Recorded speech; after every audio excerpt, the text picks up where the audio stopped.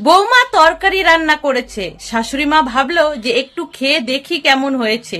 সে একটুখানি সবজি মুখে দিতেই থু থু করে ফেলে দিয়ে বলল, বৌমা, এটা তুমি কি রান্না করেছো? তরকারিতে এত লবণ! এই তরকারি কোনো মানুষ তো কি, কোনো কুকুরেও খাবে না। বৌমা বলল, মা, ভুল করে হয়ে গেছে, বুঝতে পারিনি যে তরকারিতে এত লবণ হয়ে যাবে।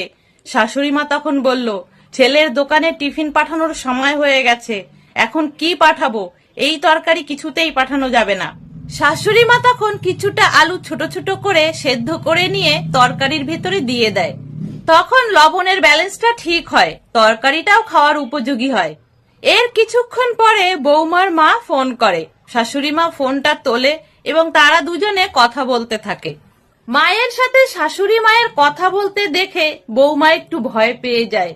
সে ভাবে এবার হয়তো আমার শাশুড়ি মা আমার মায়ের কাছে নালিশ করবে যে আমি কোনো কাজবাজি কিছুই পারি না।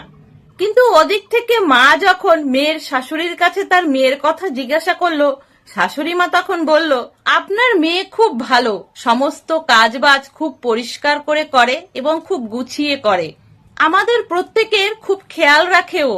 আপনি ওকে খুব ভালোভাবে শিক্ষা ও সংস্কার দিয়েছেন। আমি খুব ভাগ্যবান যে এরকম একজন বৌমা আমি পেয়েছি। বৌমা শাশুড়ি মায়ের মুখে তার নিজের প্রশংসা শুনে তার চোখে জল এসে গেল।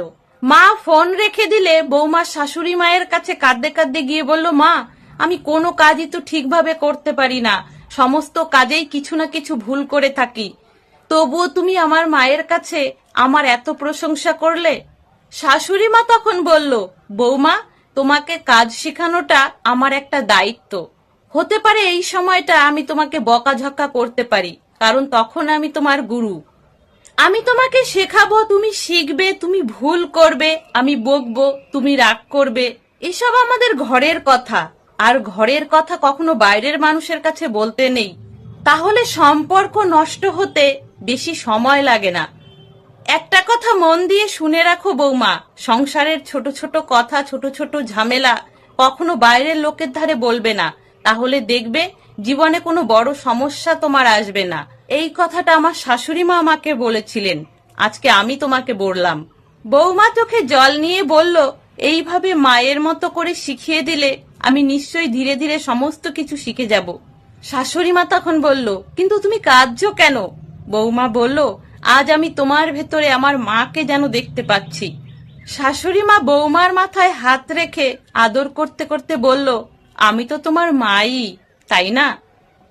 তাহলে বন্ধুরা, এই ছিল আজকের একটা ছোট্ট গল্প। কেমন লাগলো আপনাদের অবশ্যই জানাবেন কমেন্টে। সকলে ভালো থাকবেন, সুস্থ থাকবেন।